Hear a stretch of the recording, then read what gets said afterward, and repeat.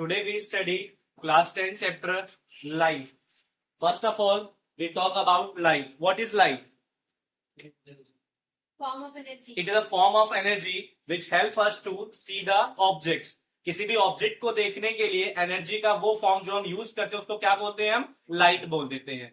आज हम mainly class 10th की साइंस का लाइट चैप्टर पढ़ रहे हैं।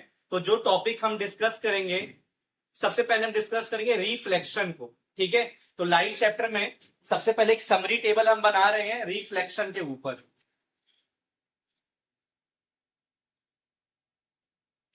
ठीक है, अगर मैं रिफ्लेक्शन की बात करूं तो इसमें हम क्या क्या कवर करेंगे? सबसे पहले हम कवर करेंगे लॉ ऑफ रिफ्लेक्शन। सेकंड, इसमें करेंगे प्लेन मिरर की स्टडी। तीसरा टॉपिक आएगा स्फेरिकल मिरर।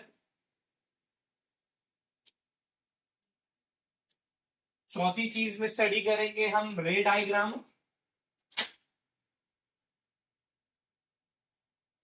पांचवी चीज पढ़ेंगे इमेज फॉर्मेशन।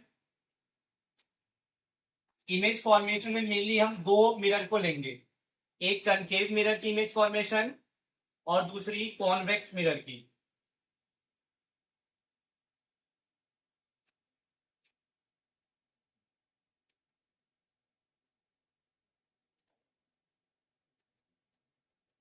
सिक्स यूजेस पढ़ेंगे इनके।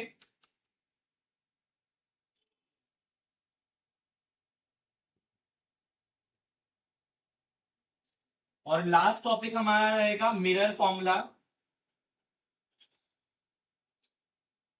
And it's numerical. मेनली हमने रिफ्लेक्शन वाले पार्ट को इन 7 टॉपिक्स में डिवाइड कर लिया है। सबसे पहले रिफ्लेक्शन में क्या आएगा हमारा? Law of reflection. दूसरा पढ़ेंगे हम प्लेन मिरर के बारे में। तीसरी चीज पढ़ेंगे स्फेरिकल मिरर के बारे में। आफ्टर दिस हम पढ़ेंगे सभी के रे डायग्राम्स, क्या क्या प्लेन मिरर के हैं, क्या स्फेरिकल मिरर के हैं। उसके बाद होगा हमारा image formation. Image formation mainly हम कनकेव मिरर का देखेंगे और कॉन्वेक्स मिरर का देखेंगे। लास्ट में है कॉनकेव और कॉन्वेक्स के क्या यूजेस है। अगर बोर्ड के पॉइंट ऑफ व्यू से देखें तो हर बार यूजेस से क्वेश्चन आता है और रे डायग्राम सवाल आ जाता है। लास्ट टॉपिक हमारे पास रहेगा mirror formula and it's numerical. इसमें देखेंगे कि हम कौन सा हमारे पास एक मिरर फॉर्मूला है और उसके न्यूमेरिकल कैसे करते हैं। चलो तुम लोग स्टार्ट करो लिखना।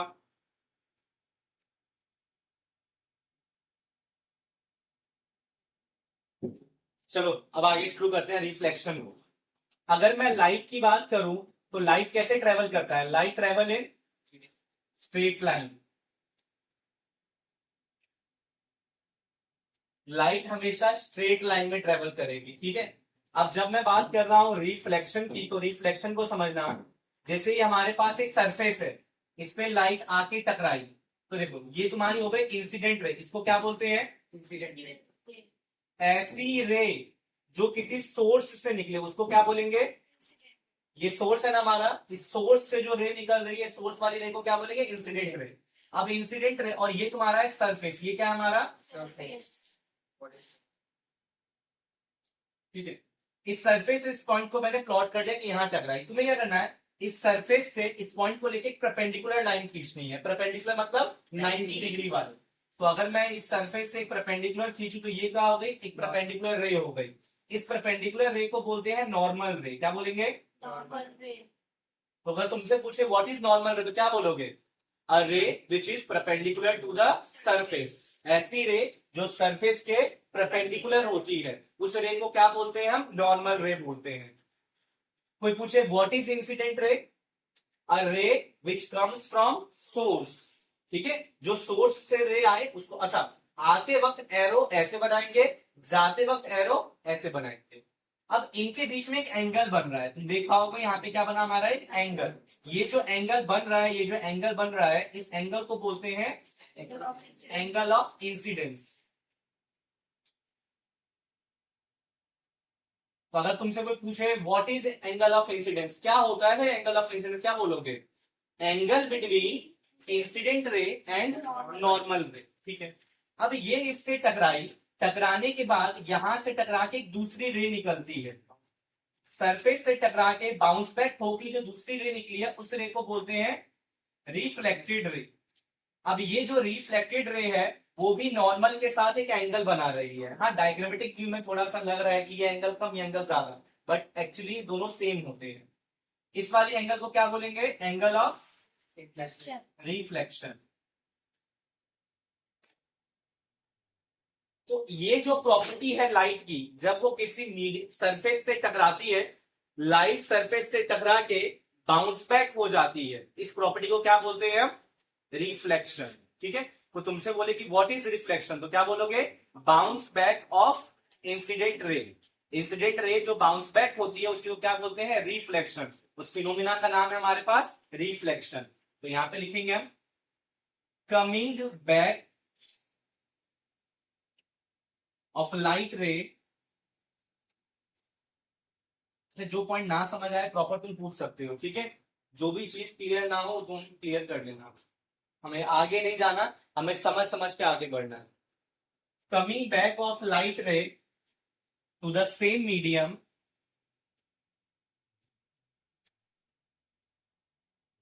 अच्छा मीडियम का मतलब क्या होता है? अगर मैं यहाँ पे मीडियम लिख रहा हूं, what do you mean by medium? Medium से क्या तुम्हें समझ आता है? आसपास का इन्वायरमेंट। मीडियम क्या होता है? हमारे आसपास का इन्वायरमेंट। जैसे अभी जिस इन्वायरमेंट में हम बैठे हुए हैं उस इन्वायरमेंट हमारे आसपास क्या? एयर है। बट अगर मैं फिश की बात करूं तो फिश के आसपास क्या होता है? वाटर। तो ऐसे ही अलग अलग इन्वायरमेंट होता है, उसको बोलते हैं मीडियम। तो देखो, ये सोर्स एयर में थी, इंसिडेंट रे एयर में थी, टकरा के जो रिफ्लेक्टेड रे वो भी कहां पे है? एयर में। तो मैंने ये लिखा है coming back of light ray to the same medium when they fall on a surface.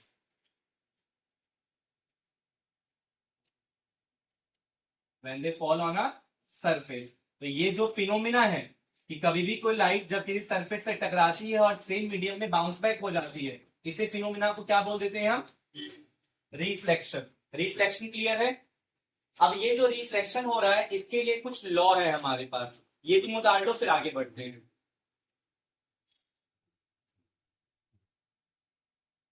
चलो अब बात करते हैं लॉ ऑफ रिफ्लेक्शन की।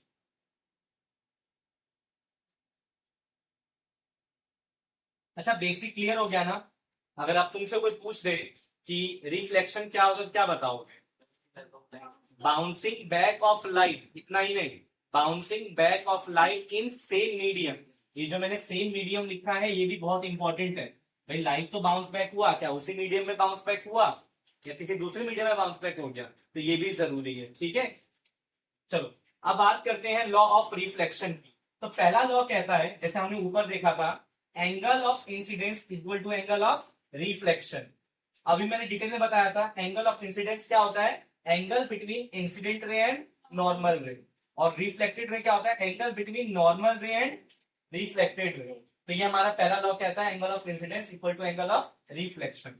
दूसरे लॉ को समझो, इंसिडेंट रे, नॉर्मल रे,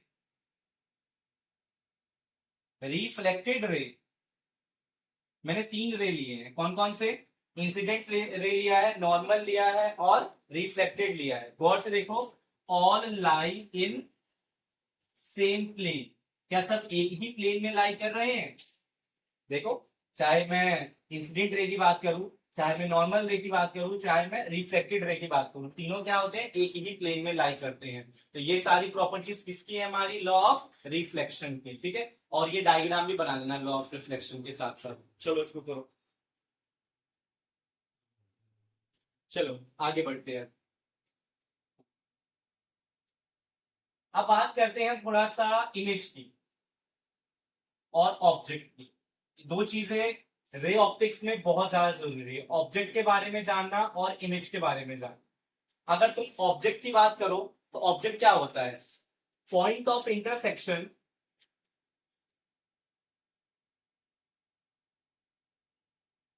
point of intersection of incident ray. Incident ray का जो पॉइंट ऑफ इंटरसेक्शन है, मतलब जहां से तुम्हारी इंसिडेंट रे आ रही थी सरफेस पे, उसको तुम करोगे, ढूंढोगे, तो वो तुम्हारा क्या मिलेगा? ऑब्जेक्ट। और अगर मैं यही पॉइंट ऑफ इंटरसेक्शन निकालूं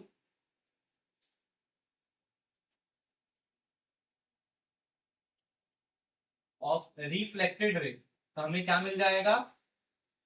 ऑब्जेक्ट मिलेगा। इसका मतलब ऑब्जेक्ट रे किसको, रिफ्लेक्टेड रे किसको बताता है, इमेज को, और इंसिडेंट रे किसको बताता है, ऑब्जेक्ट को। जैसे मेरे सामने एक ऑब्जेक्ट है, ठीक है, इस ऑब्जेक्ट के अंदर से दो रे निकलेगी, तो ये इंसिडेंट रे निकल रही है, मतलब इंसिडेंट रे को ट्रैक करूंगा तो किसको बताएगी, ऑब्जेक्ट को। सरफेस से टकरा के अब जो रिफ्लेक्टेड रे निकली है वो जो इंटरसेक्शन होगा वो किसको दिखाएगी, इसकी इमेज को। तो ये मैंने लिखा है कि point of intersection of incident ray object को बताती है, और point of intersection of reflected ray किसको बताती है, हमारी इमेज को बताती है। अगर मैं इमेज की बात करूं तो इमेज मेनली दो टाइप के होते हैं, एक होता है रियल इमेज और एक होती है हमारे पास,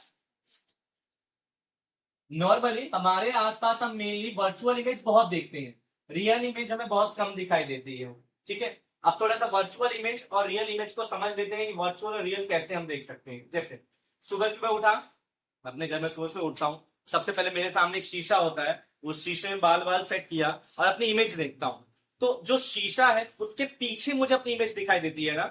तो शीशा मेरे सामने पड़ा है तो मुझे लगेगा ऐसा इस शीशे के पीछे एक इमेज बन रही है, तो ऐसी इमेज जो शीशे के पीछे बने उस इमेज को क्या बोलते हैं, वर्चुअल इमेज। क्या बोलते हैं, वर्चुअल इमेज।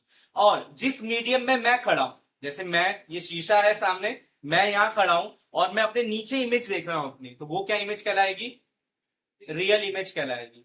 जैसे एक छोटा सा एग्जांपल, आगे जाके तो हमें कनकेव और कॉन्वेक्स मिरर पढ़ने ही है, थोड़ा सा एक छोटा सा एग्जांपल समझा देता हूं। जैसे ये तुम्हारे पास कनकेव मिरर, ठीक है, ये हमारे पास कौन सा मिरर है, कनकेव मिरर।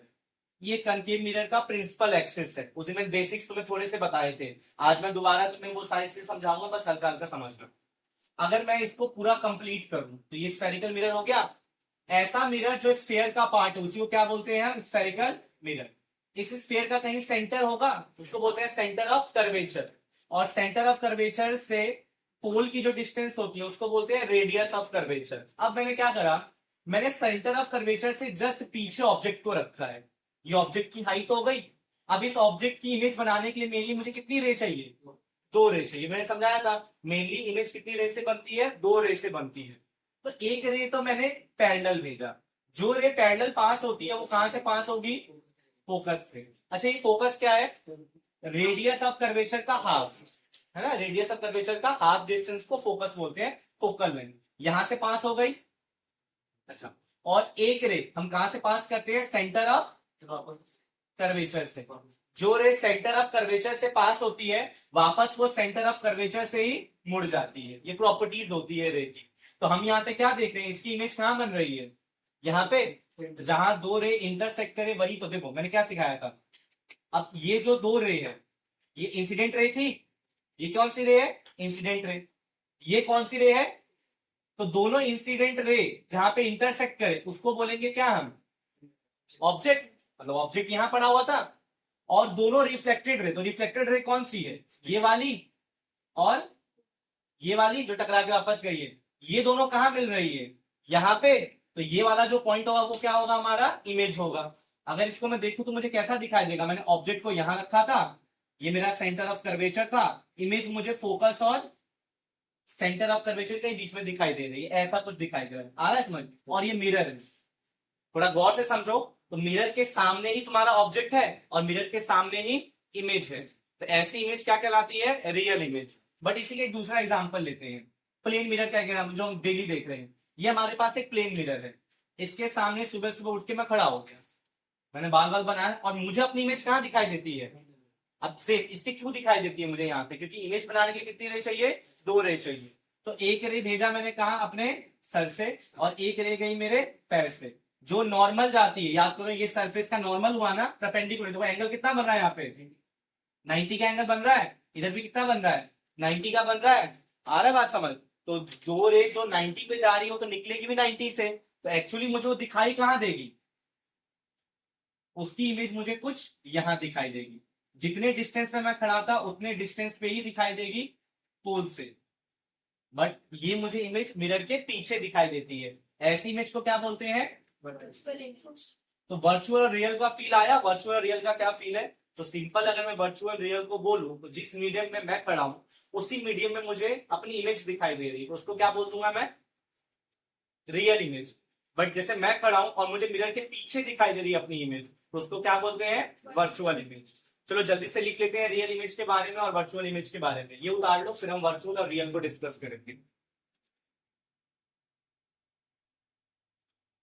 चलो अब स्टार्ट करते हैं रियल इमेज के बारे में और वर्चुअल इमेज के बारे में।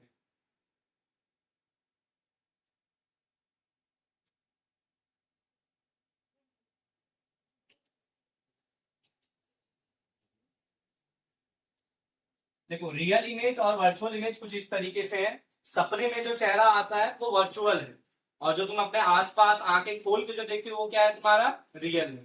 ठीक है, तो रियल इमेज की बात कर लेते हैं। सबसे पहले, if the light ray coming from a point actually meet after reflection, then image is called real। मैं क्या कहना चाह रहा था इस बात को समझना। अब मैं रे डायग्राम पर दोबारा तुम्हें समझा रहा हूं। ये हमारे पास क्या है, कनकेव मिरर। ये क्या है, इसकी प्रिंसिपल एक्सिस। इतना हमें प्रैक्टिस करना है, तुम्हें रिकॉल होना चाहिए। इस स्फेरिकल मिरर को मैंने पूरा गोला बना दिया, इसका कहीं सेंटर पड़ा। ये जो सेंटर है इसको क्या बोलते हैं, सेंटर ऑफ कर्वेचर। अब दिखा दो, ये है पोल, इसको क्या बोलते हैं, पोल। और सेंटर ऑफ कर्वेचर और पोल के बीच में डिस्टेंस है, उसका हाफ करोगे तो क्या निकलेगा, फोकस। इसमें अब मैंने ऑब्जेक्ट को यहां रखा था, ठीक है। एक रे भेजी मैंने पैरेलल, पैरेलल जो पास कहां से होगी, फोकस से। एक रे को भेजा मैंने सेंटर ऑफ कर्वेचर से, तो वो पास कहां से होगी, सेंटर ऑफ कर्वेचर से ही। तो देखो इस केस में एक्चुअली जो रिफ्लेक्टेड रे पहला वाला ये वाला है, और इस वाले केस में रिफ्लेक्टेड रे ये वाला है। तो दोनों रे एक्चुअली मीट हो रही है ना। तो जब एक्चुअली दोनों रे रिफ्लेक्शन के बाद मीट होती है तो उससे जो इमेज बनती है उसको क्या बोलेंगे हम, रियल इमेज। उसको क्या बोलेंगे, रियल इमेज। बट यही अगर मैं वर्चुअल की बात करूं, एक मिनट पहले हम डेफिनेशन देखते हैं। If the light ray coming from a point, किसी पॉइंट से जो लाइट रे आ रही है, actually meet after reflection, reflection होने के बाद, रिफ्लेक्शन होने के बाद ये रे, रिफ्लेक्शन के बाद ये रे, दोनों मीट हो गई, यहाँ पे मिल रही थी ना, तो इसीलिए इस इमेज को हमने क्या बोल दिया, रियल इमेज। जब मैं वर्चुअल की बात करता हूं तो वर्चुअल में एक्चुअली मीट नहीं करती है रे, ये याद रखना। रे एक्चुअली मीट नहीं करती है, हम अज्यूम करते हैं कि वो यहां मिल सकती है, तो ऐसी इमेज को क्या बोल देते हैं हम, वर्चुअल इमेज। तो यहां पे लिखेंगे, इफ लाइट रे coming from a point, coming from a point after reflection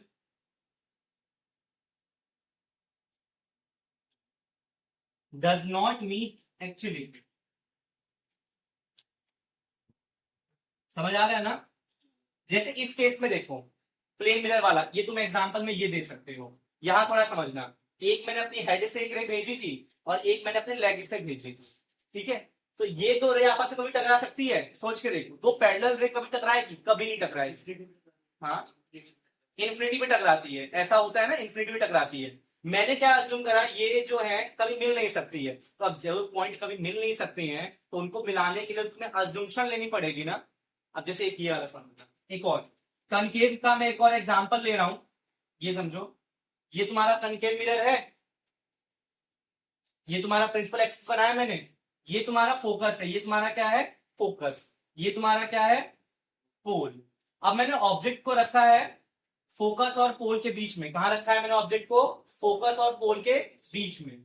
अब जब फोकस और पोल के बीच में जब मैं ऑब्जेक्ट को रखता हूं तो एक रे भेजूंगा पैरेलल, कैसे भेजूंगा, तो जो रे जाएगी पैरेलल वो पास किससे होगी, फोकस से। भाई तो प्रॉपर्टी है, अगर कोई भी रे पैरेलल जा रही है, चाहे कहीं से जाए, सेंटर ऑफ कर्वेचर से जाए, फोकस से जाए, बिहाइंड सेंटर ऑफ कर्वेचर जाए, या फोकस और पोल के बीच में से जाए, जो रे पैरेलल जाएगी आफ्टर रिफ्लेक्शन कहां से पास होगी, फोकस से। ये चीज क्लियर है। अब ये फोकस से मैंने एक रे तो पास कर दी। अब देखो ये जो पॉइंट है उसके जस्ट आगे कौन सा पॉइंट है, पोल। तो अब ये दूसरी रे को कहां से पास करना पड़ेगा मुझे, पोल से। तो अगर पोल से, अब पोल की प्रॉपर्टी होती है जितने एंगल से आती है उतने एंगल से चली जाती है।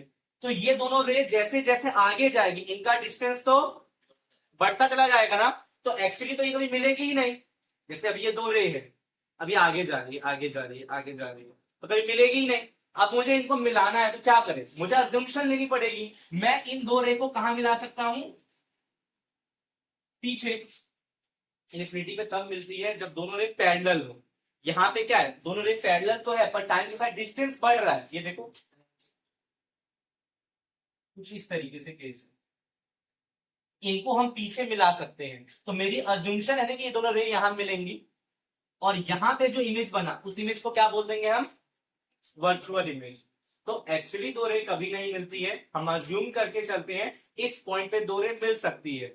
उस केस में जो इमेज बनती है उसको क्या बोल देंगे हम, वर्चुअल इमेज। और आफ्टर रिफ्लेक्शन जब दो रे मिल रही हैं तो उनके इमेज को क्या बोलेंगे। अब क्या तुम लोगों का अभी भी कंफ्यूजन है रियल और वर्चुअल में, सिंपल समझो। अगर कोई बोले व्हाट इज रियल इमेज तो क्या बोलोगे, when two ray actually meet after reflection, then the image formed is called real image. If two ray does not meet actually after reflection, then the image is formed is called virtual. Virtual real का case आया समझ। Mirror में जो मैं देखता हूं plane mirror में, वो कैसी इमेज होगी, वर्चुअल इमेज होगी। चलो ये उतार लो, कुछ डाउट वगैरह तो पूछ लो।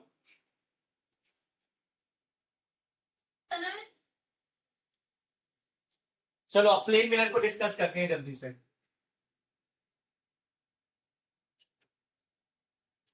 ठीक है, अगर मैं प्लेन मिरर की बात करूं तो प्लेन मिरर की क्या क्या प्रॉपर्टी है समझो। ये तुम्हारा प्लेन मिरर है। अब अगर प्लेन मिरर को तुम देखो, क्या कभी प्लेन मिरर से तुम सर्कल बना सकते हो, नहीं बना सकते हो। तो अगर मैं तुमसे बोलूं बताओ भाई प्लेन मिरर का फोकस कहां पे होगा, फोकस के लिए तो पहले मुझे इसे सर्कल बनाना पड़ेगा, सर्कल का एक सेंटर ढूंढना पड़ेगा, फिर रेडियस ऑफ कर्वेचर क्या करना पड़ेगा, हाफ करना पड़ेगा, तभी तो जाके फोकस मिलेगा ना। तो ये जो प्लेन मिरर है इसका फोकस फाइंड आउट करना इम्पॉसिबल है, इसलिए हम क्या बोलते हैं, इसका फोकस कहां होता है, इन्फिनिटी पे। ऐसी डिस्टेंस जिसको हम कैलकुलेट ना कर पाए उसको क्या बोलते हैं हम, इन्फिनिटी बोल देते हैं, याद रखना। ठीक है, अब दूसरा देखो, प्लेन मिरर की एक और प्रॉपर्टी है कि जितने दूरी पे ऑब्जेक्ट खड़ा होता है, जैसे मैं ऑब्जेक्ट बना रहा हूं, इस ऑब्जेक्ट के इधर है 4 उंगलियां और इधर है सिर्फ 3 उंगलियां। अब देखो क्या होने वाला है, जादू। यहां से यहां ये जो प्लेन मिरर है और जो ऑब्जेक्ट है इसके बीच की डिस्टेंस को बोल रहे हैं यू, क्या बोल रहे हैं हम, यू। अब ये जो इमेज बनेगी उसकी डिस्टेंस को बोलेंगे वी, क्या बोलेंगे, वी। तो ये इसकी इमेज बनी है। बताओ इस मिरर के पास ये 4 उंगलियां है या 3 उंगलियां हैं, इस मिरर के पास 4 उंगलियां हैं या 3 उंगलियां हैं, 4। तो मिरर के पास जो हिस्सा आता है मिरर उसी की इमेज पहले बनाता है। मिरर को ये नहीं पता कि इधर क्या उधर क्या है, मिरर के पास जो चीजें आएंगी पहली इमेज वो किसकी बनाएगा, उसकी। तो मिरर के पास ये वाला पार्ट है तो इसकी इमेज पहले बनेगी। ठीक है, और मिरर से दूर जो हिस्सा है उसकी इमेज मिरर से दूर बनेगी। ये बताया समझ। तो इसकी प्रॉपर्टी होती है प्लेन मिरर की, तो एक तो ये फोकस वाला पॉइंट रिकॉल करना है, दूसरा जो v होता है हमेशा u के बराबर होता है, किसके बराबर होता है, मतलब v u यहां पे क्या है, ऑब्जेक्ट डिस्टेंस, और v क्या है, इमेज डिस्टेंस। ऑब्जेक्ट का जो डिस्टेंस होगा हमेशा इमेज के डिस्टेंस के बराबर होगा। अगली चीज, जितने हाइट का ऑब्जेक्ट है उतने ही हाइट की इमेज बनती है। तो तीसरी प्रॉपर्टी लिख सकते हैं, height of object equal to height of image. चौथी बात, इसमें एक फिनोमिना हुआ है लेटरल इन्वर्जन। क्या हुआ है,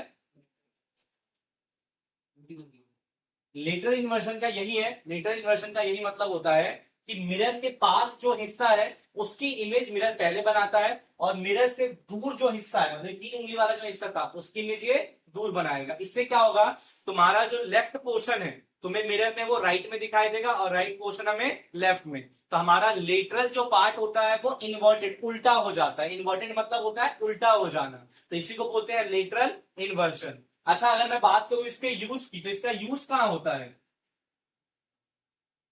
सबसे ज्यादा इसका यूज होता है अपना चेहरा निहारने में।